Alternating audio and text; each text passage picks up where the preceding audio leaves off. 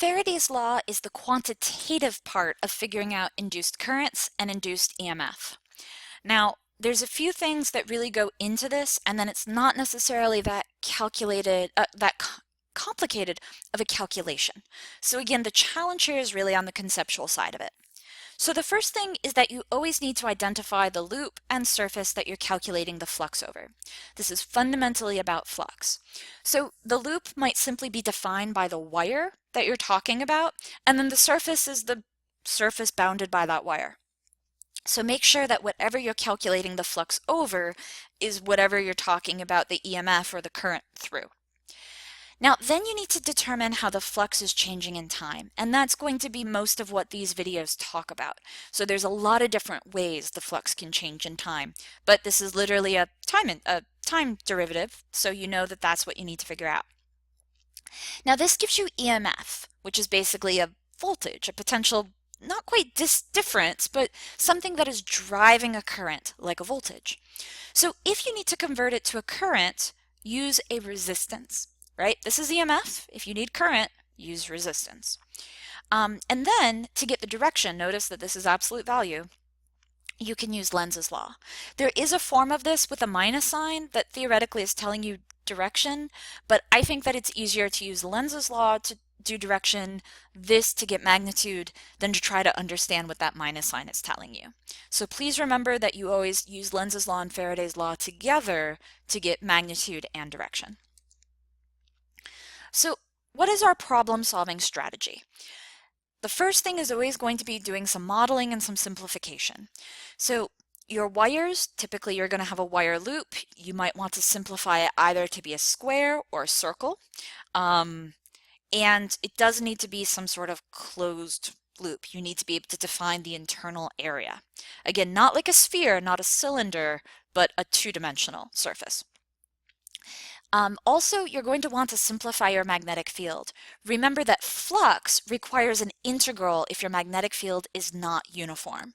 So there might be some situations where you need to do that, but if it's possible to model or simplify your magnetic field to be uniform, you definitely want to do that so that flux can be multiplication and not integration. The other thing, definitely make sure that you draw that picture to figure out the dot product to get flux. Again, here it's just capital Phi, but remember that that in itself can be complicated to calculate. Now it says or.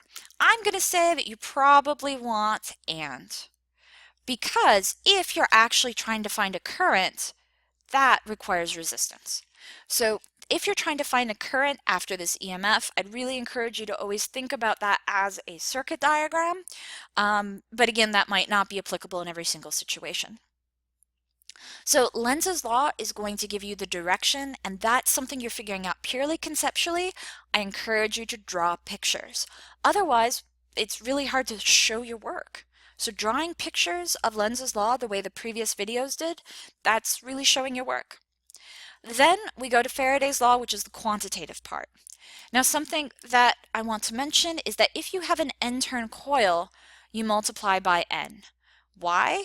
Well, if you think about a solenoid, that's like a bunch of loops. So you basically would say, oh, I have a circle times n, where n is just the number of loops, my very pretty solenoid here. You should always draw a better picture of a solenoid than I just did.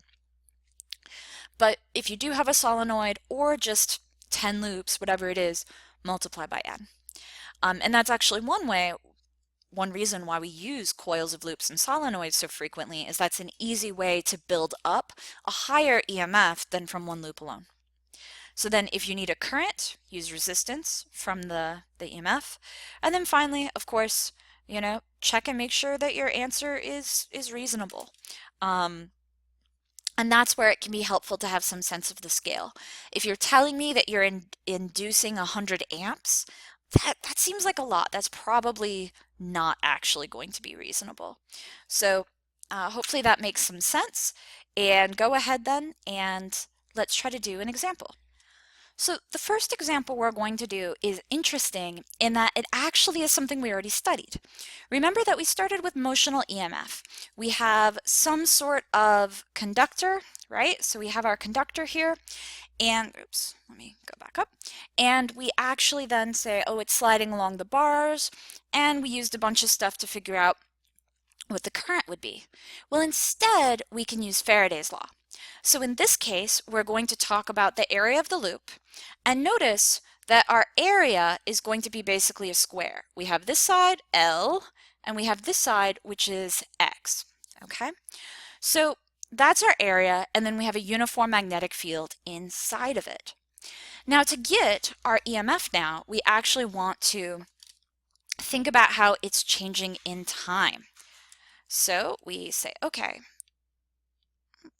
sorry, I'm having my technology fail a little bit on me. Okay, so our EMF is given by the time derivative of our flux. So when we look at this quantity and we say, okay, what is the time derivative of this? L and B are both constants, but X is changing with time because it's sliding to the right.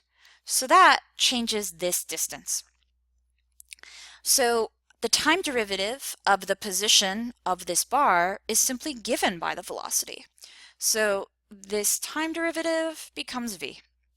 So we're left with that the EMF is equal to the velocity or speed that our bar is going times the length, where that is this vertical on the screen distance. Oops.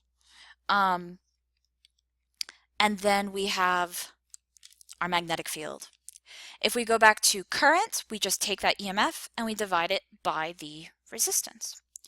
So what's interesting is that we actually got the exact same thing before when we talked about using the force and balancing forces and all of that. So if you went back to the EMF, the motional EMF video, we got the same result in a very different way. So this isn't exactly a derivation of Faraday's law, but it's a way to show you that we now actually have two different ways of solving this scenario in particular, and that Faraday's law is a quantitative mechanism to get back the same answer we found that other way. So hopefully that example makes sense. Again, this isn't a proof or a derivation, but it is one of the places we can use Faraday's law. And in the next video, I'll talk about some other places we can use Faraday's law.